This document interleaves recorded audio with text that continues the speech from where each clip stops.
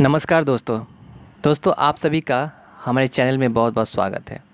दोस्तों आज की क्लास में हम सर्कुलर सेल रेफरेंस के बारे में सीखेंगे कि सर्कुलर सेल रेफरेंसेस होता क्या है। ठीक है, पिछली क्लास में मैंने आपको रिलेटिव, एब्सोल्यूट और मिक्स सेल रेफरेंसेस तीनों सिखाए थे और आज की क्लास में हम सर्कुलर सेल रेफरेंसेस सिखाएंगे। तो इसको करने से पहले हम छोटा सा एक एग्जाम्पल यहाँ पर लेते हैं। यहाँ पर मैं एक नंबर ले रहा हूँ 11 और दूसरा 9। अब इस दोनों नंबर को यदि हम सम करेंगे, ये लीजिए मैं यहाँ पर इस दोनों नंबर को मैंने सम किया, तो यहाँ पर आंसर क्या है हमारा। अब मैं यहाँ पर F2 प्रेस कर रहा हूँ। यहाँ पर आप क्या देख रहे हो कि यहाँ पर सम क्या हो रहा है कि equal to some E5 to E6। यदि बाय मिस्टेक यदि इस तरीके से यहाँ पर हम इक्वल टू टाइप करें, सम लिखें, टैब प्रेस करें, बाय मिस्टेक क्या होता है कि हम कभी कभी जब सेलेक्ट करते हैं इस तरीके से तो क्या होता है, हमें E5 टू E6 तक ही लेना था क्योंकि E5 में हमारा 11 नंबर है, दूसरा नंबर जो है हमारा E6 में है। लेकिन हमने क्या किया है, सेलेक्ट करके इसको E7 तक ले गए हैं। इसको जैसे हम एंटर करेंगे तो यहाँ पर हमें क्या दिखेगा, जो एरर शो होगा वो आएगा सर्कुलर सेल रेफरेंसेस का। यहाँ पर दिख रहा है सर्कुलर रेफरेंसेस।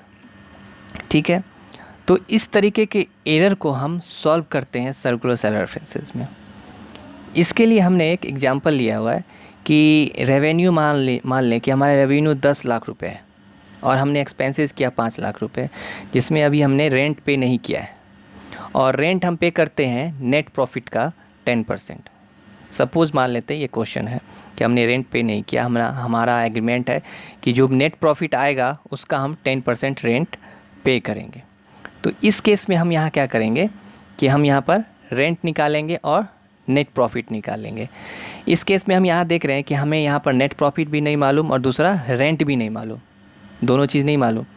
लेकिन हमें रेंट भी निकालना है नेट प्रॉफिट से, और नेट प्रॉफिट जब निकालेंगे तो हमें क्या करना होगा कि एक्सपेंसेस भी माइनस करना होगा इसमें और रेंट भी माइनस करना होगा। यानी ये दो सेल आपस में क्या होगा, ये दो सेल कैलकुलेट होगा बार बार, यानी रिपीटेड कैलकुलेशन होगा यहाँ पर इन दो सेलों का। चलिए हम देखते हैं कैसे।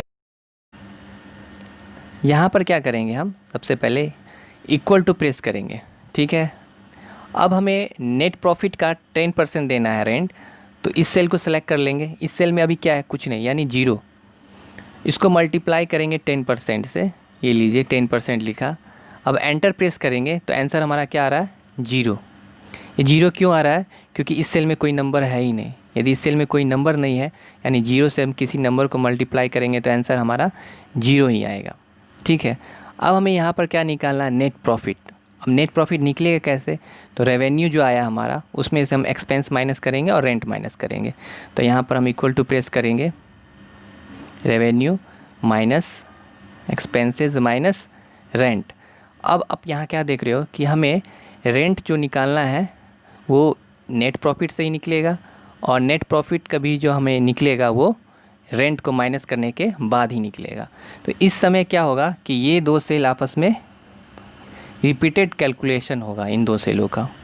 ठीक है, तो जैसे हम एंटर करेंगे तो यहाँ पर क्या दिख रहा है कि ये जो मार्क्स जो दिख रहा है वो किस वजह से आ रहा है कि ये दो सेल आपस में रिपीटेड कैलकुलेट हो रहे हैं। ठीक है, तो इस परेशानी को दूर करने के लिए हम क्या करेंगे, सबसे पहले फाइल टैब में जाएंगे। यहाँ पर सबसे नीचे हम ऑप्शंस में जाएंगे। इसके बाद फार्मूला के अंदर हमें कैलकुलेशन ऑप्शंस में हमें यहाँ पर मिलेगा enable iterative calculation. Iterative means होता है दोस्तों रिपीटेड, यानी दोहराना। तो इस चेक मार्क्स को हमें इनेबल कर देना है। इसके बाद नीचे आकर हमें ओके कर देना है।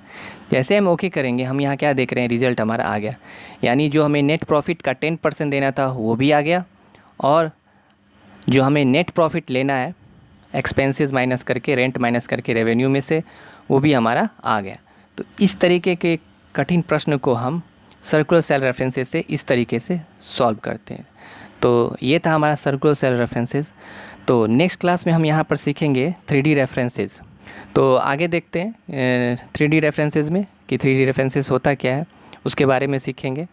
ठीक है, तो हमारे चैनल के साथ आप लोग बने रहिए और देखते रहिए।